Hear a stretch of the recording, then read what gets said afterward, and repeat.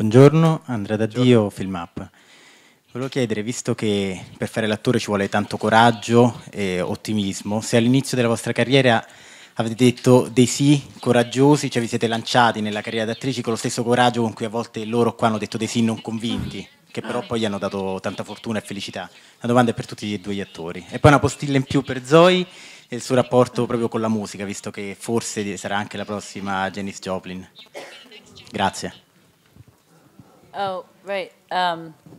Yeah, just to answer the Janis Joplin, I don't know where that. I mean, that was a movie that I was supposed to make, the Janis Joplin biopic a couple years ago, but I don't know if it fell through. So,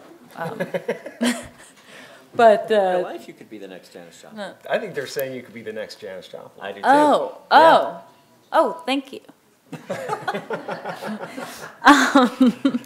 And then, do you want to answer the question about? You know, I'm a yes type of person anyway. I'm not a kiss ass, and yet, but I do say yes to what is. I say yes to what is, and I say yes to what's coming because I believe that what's coming is perfect, is the exact thing that you should have. So I have always kind of felt that, and at least for a very, very long time in my life, that if I get hit in the face with a brick, it's exactly what I need, and it's the universe talking to me and telling me what my weakest link is and what I should be working on, and so I try to embrace it all, and I do believe there is no reward without risk. So if I feel slightly uncomfortable, which I do a lot, I think I'm probably in the right place. I'm challenging myself. So, you know, I say yes to life that way.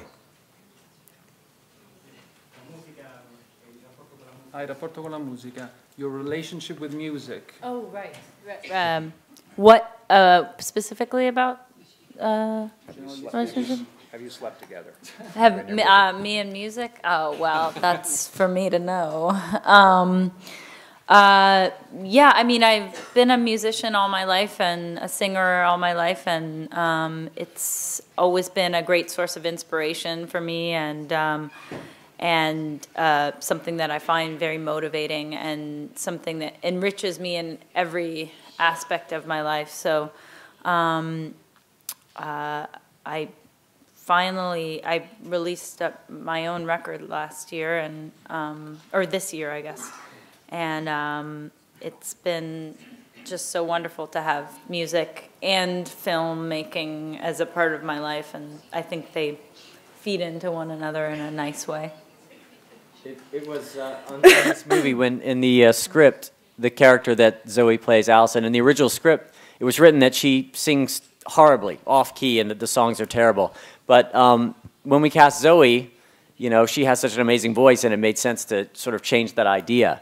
And Zooey, we paired Zooey with this group, Von Iver, these girls, and basically they worked on these songs and co-wrote these songs and just created these original things, which were never that good in the script, and they just elevated them and made them amazing. And I think for me, one of the important parts of what Zooey brings musically to the movie is that it's a big thing of what brings Jim's character and Zooey's character together in the movie. They bond over music.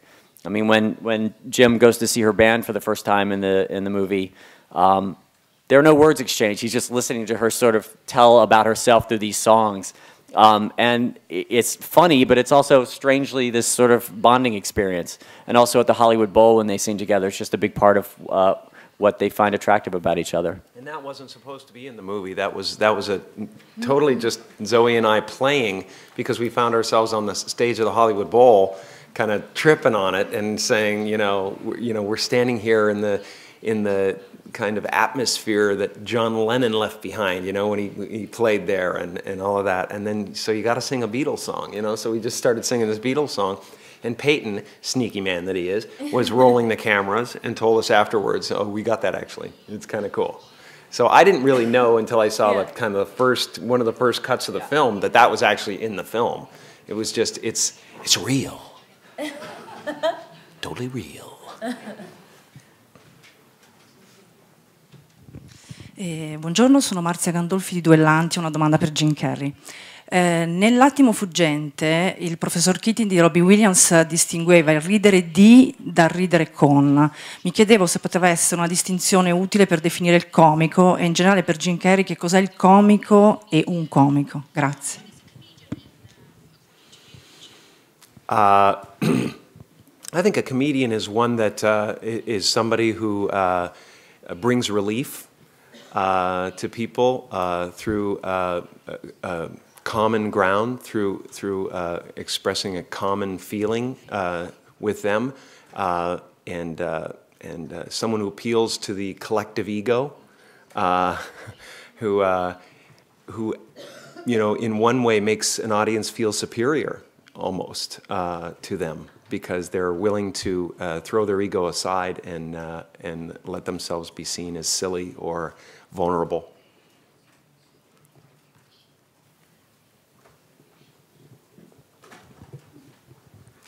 When in my case it is not true at all. I am superior in every way.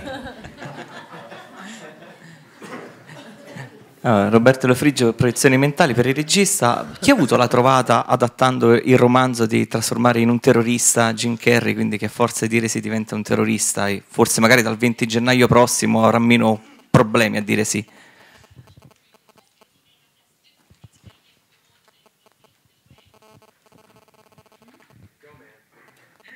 Well, it struck us that, in the movie, Jim's character does a lot of very strange things all at once. He learns how to fly a plane, and he learns how to speak Korean, and he signs up for PersianWifeFinder.com, and it occurred to us that there might be something funny in the idea that would arouse suspicion if somebody were doing all these things. So we have a scene in the movie where some...